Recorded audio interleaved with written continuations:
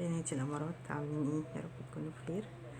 الفيديو النهارده بقى علشان بنوته بعتت لي قالت لي انها عايزه تعمل مشروع من البيت وعايزه تعرف تبدا بايه او تعمل ايه او ايه الحاجات المناسبه ان هي تعملها من البيت لان هي مش متاح ليها انها تنزل.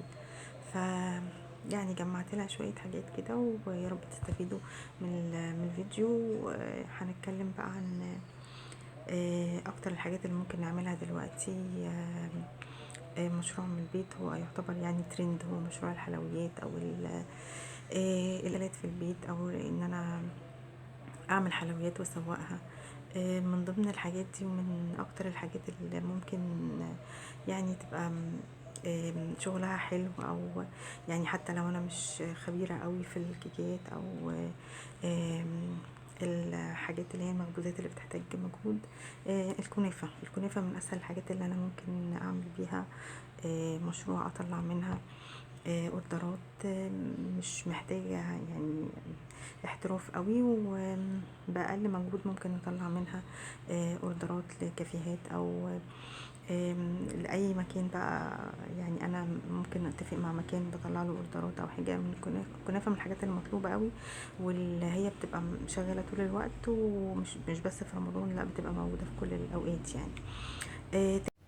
تاني حاجة ممكن ادخلها في المشروع بتاعي البراونيز. البراونيز برضو مش محتاج احترافية في ان انا اكون بعمل كيكات او تورت. لا هو سهل جدا وموجود عندي على الصفحة، كنا عاملينه مع بعض ونتيجته مضمونة برضو وتكلفته مش بتكون عالية. وتقدري تطلعي منه كمية كبات حلوة وتزينيها بقى زي ما انت شايفة بكل الصوصات. ويعني الكبات دي بتتباع في محلات الحلواني بأشكال كتير قوي. ممكن تنوعي بقى يعني الأساس هو يكون براونيز، ممكن تحطي في بريمة زي ما انت شايفة. يعني الكبات أشكالها بيكون مختلف وانت بيكون الأساس بتاع البراونيز والحشوات دي بقى بنوع فيها حسب بقى اللي بيطلب مني. وممكن احطها في قوالب كده زي ما انتم شايفين برضو وازينها. لو انا محترفة بقى في التشيز كيك انا ممكن برضو اطلع اوردرات تشيز كيك برضو بتبقى مطلوبة قوي في الكافيهات، ممكن اطلعها بالواحدة او بالقطعة او ادخلها في اوردر كده مع بعض مع كبات. بتبقى برضو من الحاجات المطلوبة قوي. عندنا بقى اللي طالع ترند دلوقتي برضو وناس كتير بتطلبه هو بسكوت البيمبو. طريقته سهلة جدا وهنعمله مع بعض قريب، وورق التغليف بتاعه بيبقى متوفر في كل محلات الحلواني. بيبقى شكله تحفة قوي واحسن من الجاهز بكتير قوي وسهل قوي في عمايله. قلنا القوالب دي احنا ممكن نحط فيها كيك، نحط فيها زي ما قلنا ممكن بقى مع الوقت براونيز، ممكن نحط فيها كنافة ونزوقها بالصوصات دي. البراونيز ممكن نطلعه كده قطع. في افكار كتيرة جدا والاوردر ممكن تطلعيه كذا حاجة او يكون حاجة متنوعة. عندنا برضو القشطوطة عملناها مع بعض قبل كده بنات وكانت نتيجة هايلة. ممكن برضو اطلع منها قوالب في المشروع بتاعي. وعندنا كمان الكب كيك من الحاجات برضو السهلة جدا ان انا ممكن اعملها بكل سهولة وبيدي معايا برضو كميات حلوة. وممكن ازينها بقى بصوصات والورق التغليف بتاعه بيبقى شيك قوي، بيبقى تحفة. عندنا برضو ممكن ادخل في المشروع بتاعي الدوناتس من الحاجات المطلوبة قوي دلوقتي، ممكن ابيعها بالواحدة كده في العلبة زي ما انتم شايفين او ادخلها برضو في علبة مثلا. اللي هو دايما بيبقوا عاملين عرض الصحاب او ممكن ادخل كذا منتج او كذا حاجة انا عاملاها. بتبقى برضو حاجات من الحاجات المطلوبة. ممكن اعمل علبة براونيز وكوكيز الاتنين بيبقوا مطلوبين قوي مع بعض. برضو عندي ممكن ادخل في مشروعي البيتزا او الميني بيتزا. بتبقى مطلوبة قوي في الحفلات او في المناسبات. برضو دي من الحاجات الحلوة.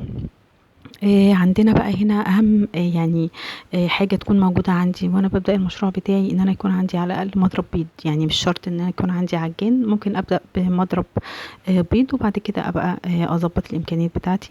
وطبعا صواني الخبز والقوالب الحاجات دي بتسهل عليا المشروع قوي وبتخليني اشتغل وانا مرتاحة يعني. وصواني الخبز يا ريت تكون ألومنيوم، لان هي بتطلع معايا نتيجة حلوة. قوالب التارت برضو دي بتبقى حلوة، وقوالب الميني كيك دي تحفة. ودي الصواني بتاعة الكيكات او السبونج اللي بطلع منها برضو الكبات. ودي الصواني برضو المفروض تكون موجودة عندي بتاعة الكب كيك، برضو بتسهل على الدنيا، في منها بتكون ثابت وفي منها بتكون متحركة.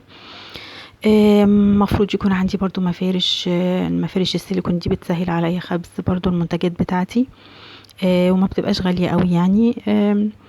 ممكن ابدأ بحاجات بسيطة، وبعد كده واحدة واحدة يعني اظبط الدنيا. وقطعت العجين طبعا باشكال، بتفرق برضو في ان انا اكون مطلعه الاوردرات بتاعتي يعني بشكل حلو، لانه بكون مطلعه مثلا بجهز لعيد ميلاد، او يعني الاطفال بيحبوا الاشكال الحلوه دي. عندنا كمان لازم يكون عندي كيس حلواني، ايا كان بقى قماش او سيليكون او الاكياس العاديه. وكل اللي احنا شايفينه قدامنا ده هي ادوات بتسهل عليا خبز المنتجات بتاعتي بكل سهوله. القوالب السيليكون دي برضو بتبقى حلوه في خبز الكيكات، بتبقى نتيجتها حلوه، بشرط ان انت تحطيها طبعا في قالب الومنيوم او صينيه الومنيوم. وكمان اهتم قوي بالتغليف، لانه المنتج لما بيروح للعميل متغلف حلو بعلبة شيك، او ورق الكب كيك يكون شيك، بتبقى برضو بتفرق قوي. العين بتاكل قبل البق زي ما بيقولوا.